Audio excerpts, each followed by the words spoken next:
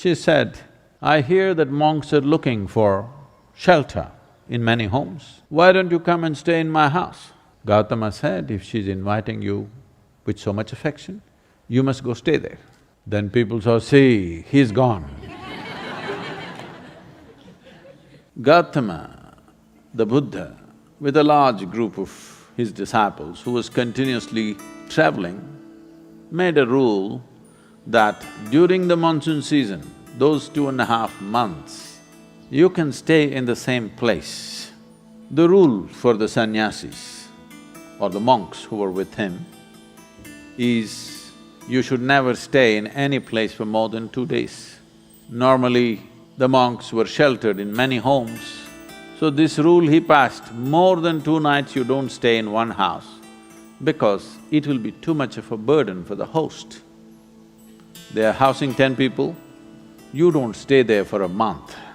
2 days, it should have been 1 day.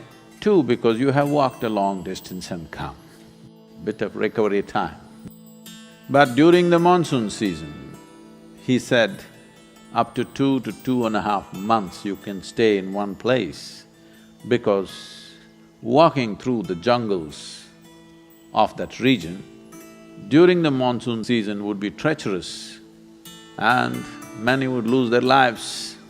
So this is a time like that, they stayed in a large town and they were spread across in many homes.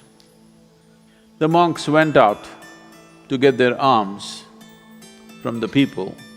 Ananda or Ananda Tirtha, as he was known, who happened to be Gautama's elder brother before his monkhood, went out and there was a courtesan or a prostitute in the town. She gave him alms, looked at him, a handsome young man, tall and straight.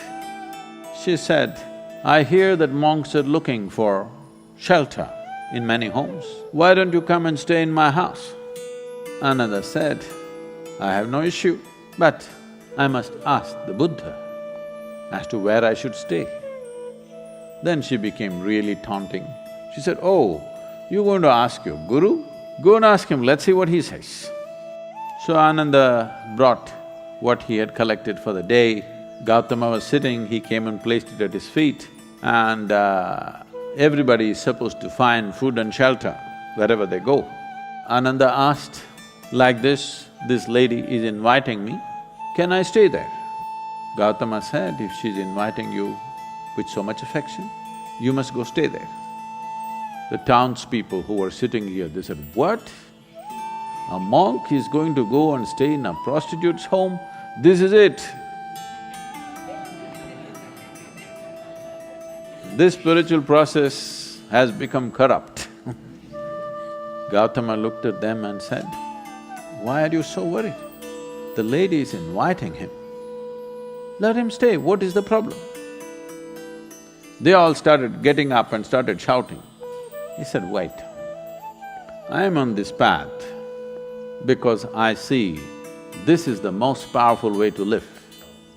Now you're telling me her ways are more powerful than my ways.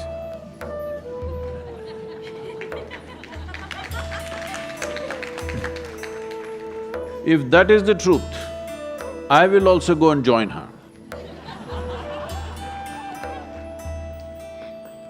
I am here because I see this is the most precious and powerful way to exist.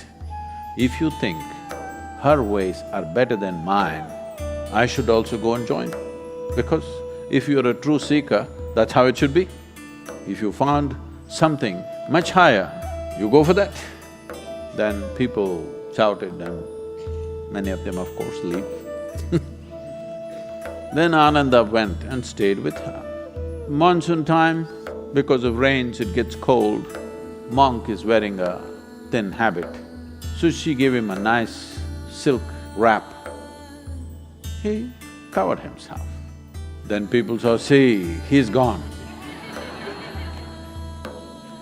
She made nice cooking and gave it to him, he ate. Then in the evening she danced for him. He sat, watching very carefully, with utmost attention. Then when they heard the music, this is it, finished. things went on. When the time was up, when the rain stopped, when it's time to move, Ananda came to Gautama along with a female monk.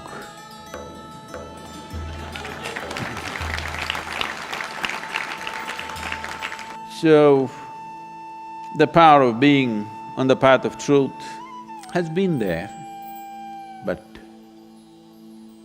has been many times at its height, but never got mainstreamed. I see that today, because of our ability to communicate, because of the tools of technology, the natural longing, the innate longing in a human being to find truth.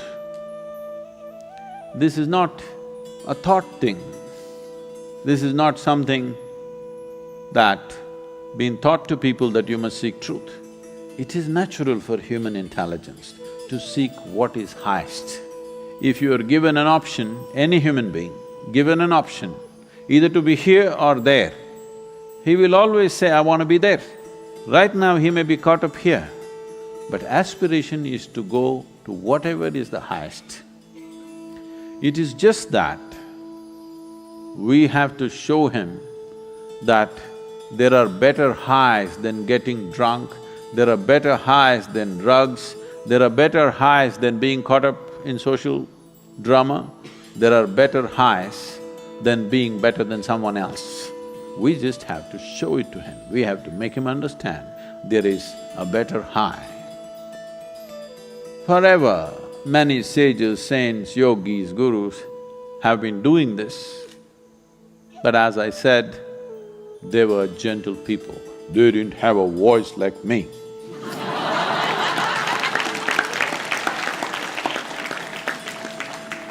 They didn't have a microphone.